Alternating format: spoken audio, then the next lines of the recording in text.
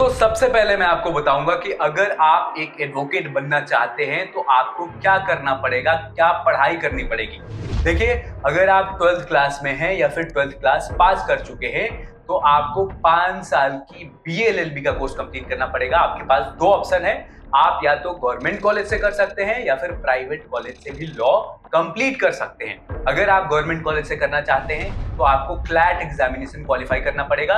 ये exam qualify करके आपको एनएलयू यानी कि नेशनल लॉ कॉलेज अलॉट होगा, जहां से आप लॉ कंप्लीट कर सकते हैं। अगर ये एग्जाम क्वालिफाई आप नहीं कर पाते हैं, बिल्कुल घबराने की जरूरत नहीं है। दूसरा ऑप्शन आपके पास है सीयूईटी का। अगर ये एग्जाम क्वालिफाई कर लेते हैं तो भी आपको गवर्नमेंट कॉलेज मिल सकता है।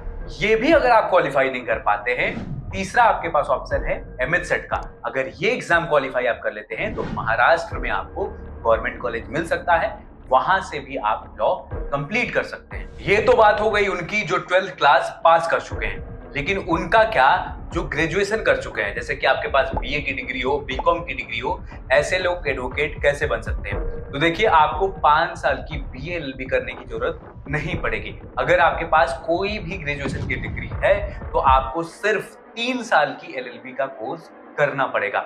आपके पास दो ऑप्शन इसमें भी है।